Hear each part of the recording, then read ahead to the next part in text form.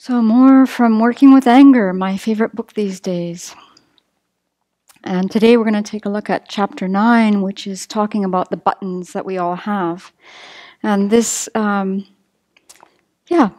with the holiday season upon us and people going to, I would imagine, office parties and family gatherings and Christmas days coming up, and all kinds of celebrations connected with the festive season, we know from past experience that things will happen and that we will get triggered and that we all have buttons. Or maybe I'm the only one in the room that has buttons, but I know a lot of them, and there's some that I don't know. But probably other people know. So this chapter is really fantastic in this book. So I really recommend this being a coffee table book. Really have it out. And here's one question I'll ask you right now. If you received this book as a gift from someone, would you get triggered? Would you think, well, what do you mean? What do you mean? Do you think I have an anger problem? What's with your gift here? So there you go. I would probably have that reaction. So again, with the holiday season, it can get exhausting, it can get stressful, we can get pushed to the edge in trying to be kind and generous, and we get worn out. And then we all arrive together at Christmas dinner, and we know that some people are going to say certain things. And so it's really good to be prepared. Or at the office party, we know that some people are going to say certain things or behave in a certain way. Why not be ready for it and not get triggered? I think it's just great advice that I give myself every day. And this self-centered thought, ignorant mind ignores my good advice. So Venerable writes so clearly about this. I mean, there's no yes buts with this chapter at all. And she says this: each of us has buttons, areas where we are sensitive. When our buttons are pushed, we fly off the handle, blaming the other person for upsetting us. But our being upset is a dependently arising process. We contribute the buttons, and the other person does the pushing. If we didn't have the buttons, others couldn't push them. Our buttons are our responsibility. As long as we have them, someone will push them, especially since they're big, red, and flashing.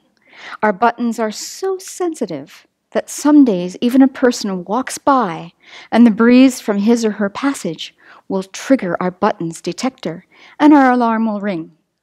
That person is harming me, criticizing me, deceiving me, manipulating me, cheating me, on and on and on the mind goes. Although, and this is so important, I'm saying this to myself, many times people have no intention of harming us. Our buttons get pushed just because they're so sensitive. So Venerable Children goes on to say we need to do internal research, asking ourselves what our buttons are and why indeed are we so sensitive in those particular areas. Our sensitivity generally has to do with attachment.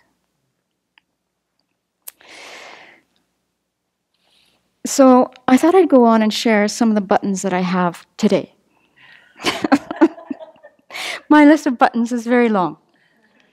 And maybe you'll identify with some of these buttons too.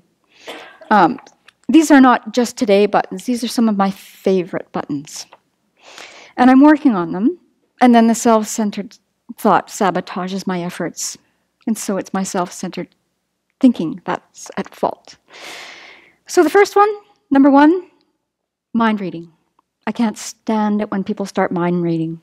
People are telling me what I'm thinking, what I'm feeling, what my motivation is. Drives me over the edge. So there's certain people that I know who will make these kind of comments, and I just have to be ready for them. But I'm not always ready. So I think as Buddhist practitioners, we can remember that, to have the divine eye or to clairvoyance, let's really think about what you need to get there. And this is from Good Karma. This is from Venerable Children's book. She says this: it's rather absurd to think that when our endurance for meditation is poor, that we will have sharp clairvoyance. Because unless it is a case of having supernormal powers due to past karma, such abilities depend on single-pointed concentration. Nevertheless, some people arrogantly claim such abilities, and others mistakenly believe they have powers they do not have. The Vinaya, and this is important for all of us here, the Vinaya, the text on monastic discipline, contains specific instructions in this regard. Even if someone has supernormal powers, that person is not permitted to announce this to others. If someone does not have such powers, yet deceptively claims to, he or she transgresses a root precept and is no longer a monastic. Kaboom. So definitely we can read some people sometimes. And I think maybe only sometimes we might be right, but then do we bother to check? Well, in my case, sometimes I'll just fly at the storytelling and I'll think I know exactly what's going on with someone else. Haven't checked with them. No idea. And yet the proliferating mind just goes into overdrive and off I go, being the mind reader. So that's my first button. Am I working on it? Yes. And if I encounter someone who's doing it and they're not a Buddhist, then, to really cut them some slack. Because, indeed, there are some people who have some pretty strong ability in that area from past karma. But even that, Venerable says, and other people, like her teachers say, it's unreliable. It's totally unreliable. So, best not to, go to the fortune teller and live one's life based on what the fortune teller tells us. Then my second button, complaining. Oh, that's a big button. Do I do it too? Of course I do. But complaining, and this is the case when I'm in the complaining mode, I know my mind is unhappy. And so is the other person, seeing everything from the negative point of view. And who knows why we're in that state that day. There's many reasons, but this complaining remarks about anything and everything can be such a drag for everybody around us. And so what I do is when someone gets into that mode, I just think to myself and I poke myself and I say, okay, this is how you look and sound when you're complaining. Come on. Come on. And this person is just having a weak moment. They'll get over it soon, we hope. And then the third one that really, really got to me when I was teaching, and I really had to work on this one a lot, even before I was a Buddhist, and so I wasn't as successful. Bullies, people who are picking on the weak and the fragile. And so this happens in school all the time. And as a teacher, you have to be just, you have to have eyes in the back of your head, and you have to really make a point of not, singling out the bully and making them a target of your wrath. But sometimes actually wrath is effective, and bullies do need to be corrected, and bullies need to be given. What I found the most effective thing for people who are bullies that were kids is getting them directed to something that would help someone in the class or someone in school. In my classroom, I'd get them to help someone else that they kind of liked or respected. And this sort of gave them a diversion from the mind that they needed power over somebody. So they were obviously feeling powerless in their own life, and picking on people is the way they'd get power. For adults, what I see as a person being a bully, well, we see it in the news every day, so just look there. But I think just the case of when we know someone's buttons and we push them intentionally, that's being a bully. And that intentional pushing really comes from a mind of ill will and malice. I think so.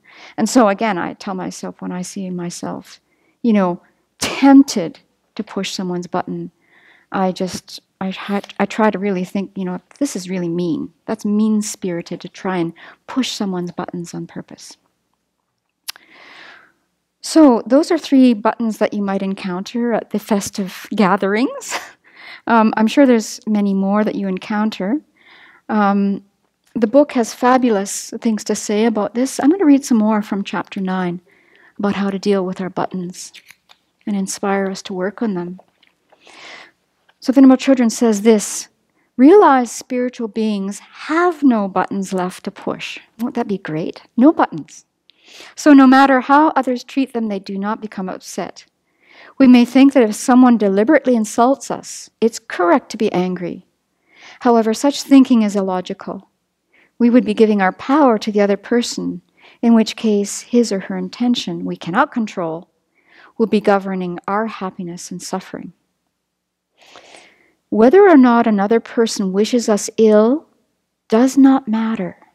This is the big challenge here. We still have a choice whether or not to be offended. That is our choice.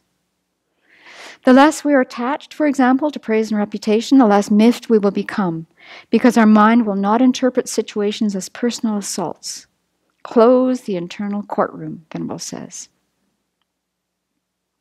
So I think next time I'll continue with her advice about the internal courtroom. It's really great. But I think the work for now is to just notice our buttons, start writing down a list, get prepared before the family dinner, get prepared for the before the office party, and when you see these coming, try and dodge them, and have compassion for the other person who probably unintentionally is hitting our buttons and not reacting, for the benefit of all sentient beings.